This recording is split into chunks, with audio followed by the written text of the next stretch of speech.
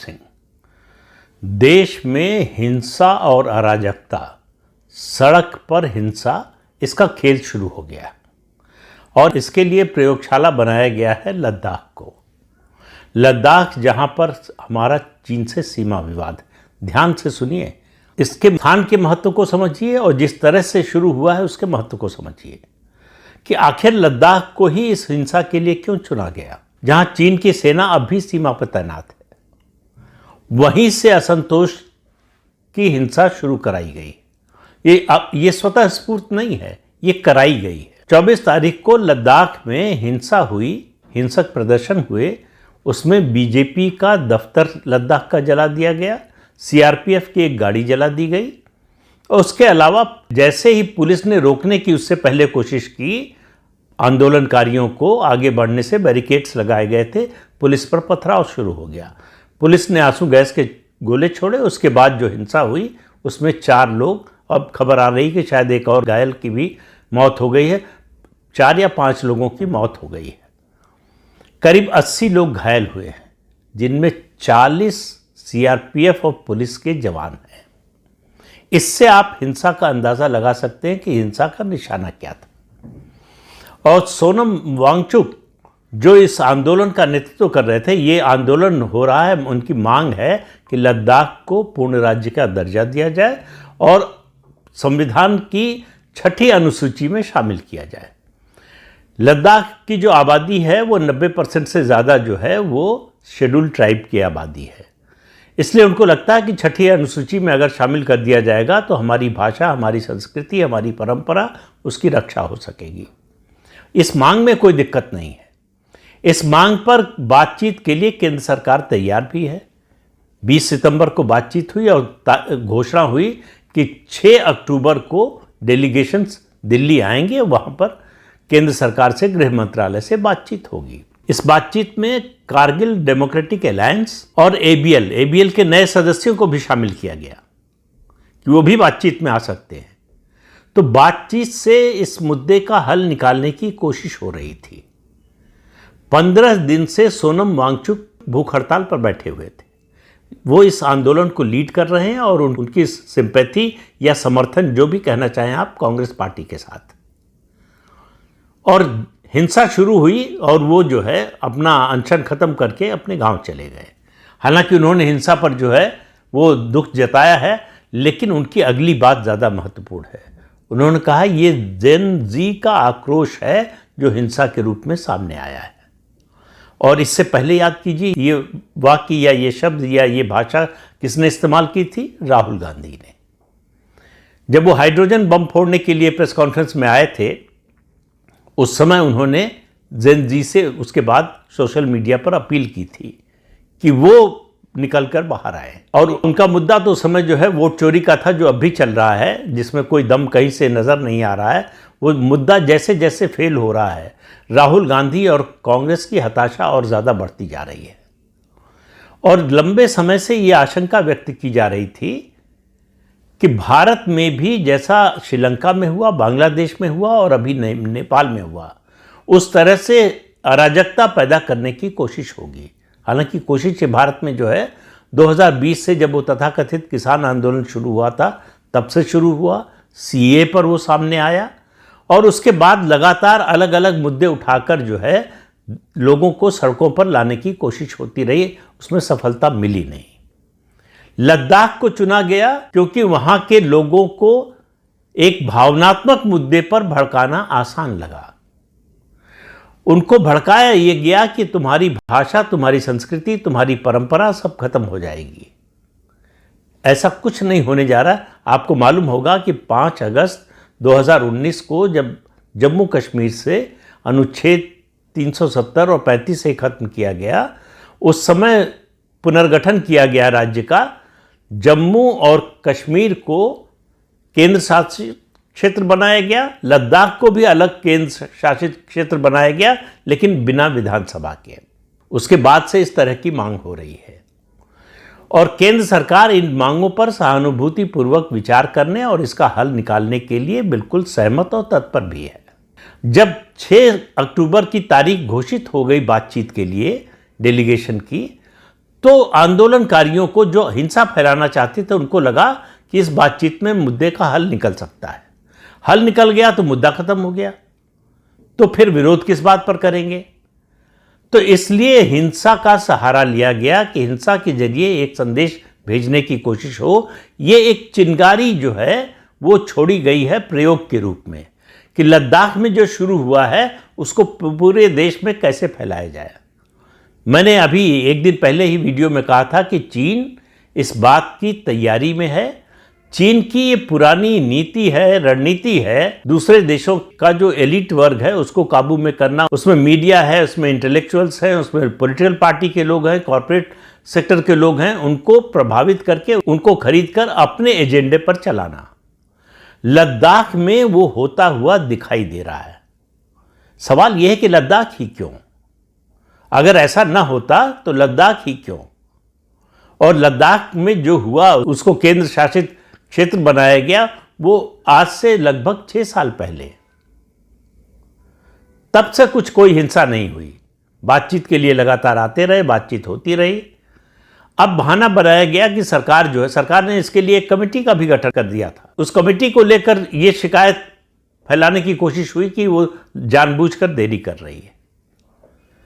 यह सुनियोजित षड्यंत्र है देश में अराजकता फैलाने का, हिंसा फैलाने का।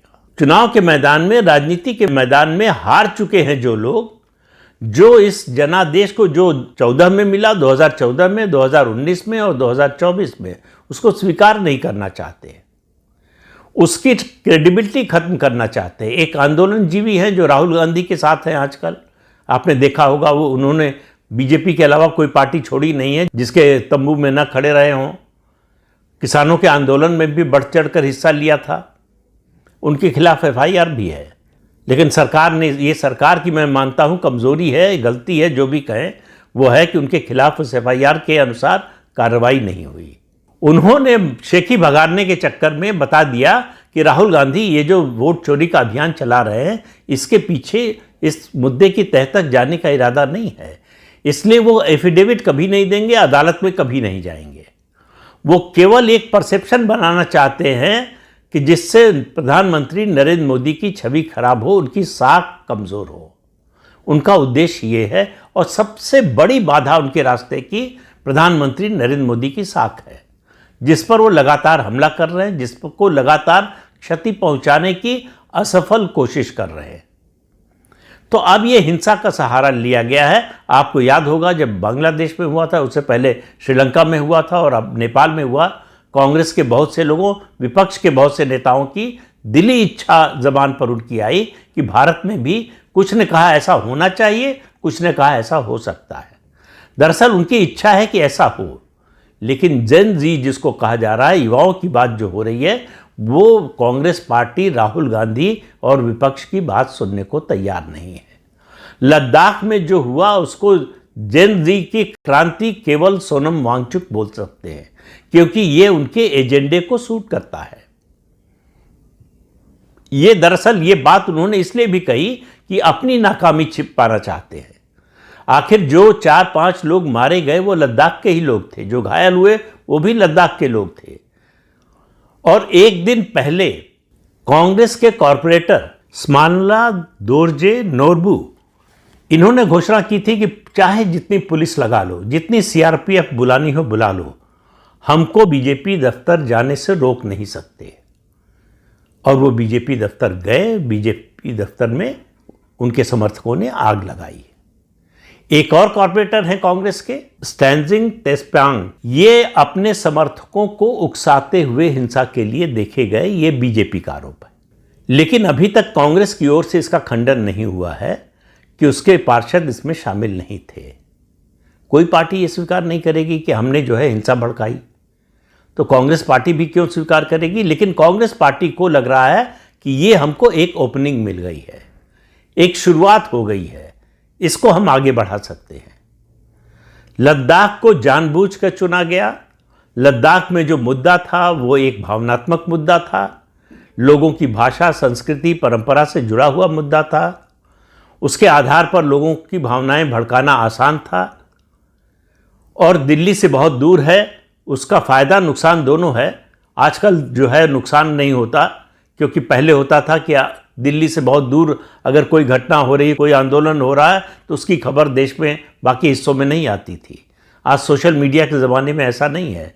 खबर किसी हिस्से में हो रही हो, दुनिया के किसी हिस्से में हो रही हो, वो तुरंत पूरी दुनिया में फैल जाती है। वही लद्दाख के साथ हुआ। तो लद्दाख में जो कुछ हुआ है ये कांग्रेस के एजेंडे का हिस्सा है, और आप मानकर चलिए कि ये बस शुरुआत है।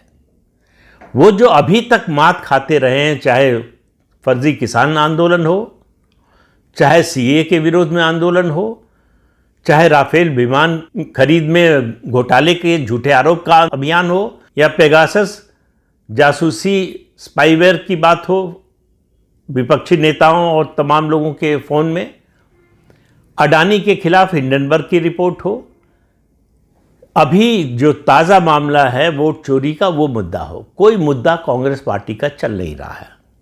राहुल गांधी को किसी मुद्दे पर समर्थन मिल नहीं रहा है, जन समर्थन उनके साथ दिखाई नहीं दे रहा है। 16 दिन की बिहार यात्रा की, वोट अधिकार यात्रा, उसमें कोई बड़ा रिस्पांस नहीं मिला। कांग्रेस को कोई बड़ा फायदा नहीं हुआ सिवाय इसके कि वो आरजेडी पर कुछ दबाव डाल सके कि उनको इस बार थोड़ी ज़्यादा सीटें मिले, जो कि मुझे लगता नहीं कि आरजेडी देने वाली है। पिछली बार जितनी सीटें दी थी उसी को देकर पछता रही है वो, कि अगर उस बार कांग्रेस को सीटें ज़्यादा न दी होती तो आरजेडी की सरकार बन जाती। तो बिहार में कांग्रेस का कुछ है नहीं। आगे आने वाले जो 3 राज्यों के विधानसभा चुनाव हैं, पश्चिम बंगाल, केरल और तमिलनाडु, उनमें से केरल को छोड़कर और कहीं कांग्रेस का कुछ नहीं है। केरल में पिनराई विजयन की सरकार के खिलाफ एंटी इनकम्बेंसी कितनी है, इस पर निर्भर करेगा कांग्रेस की स्थिति क्या होगी।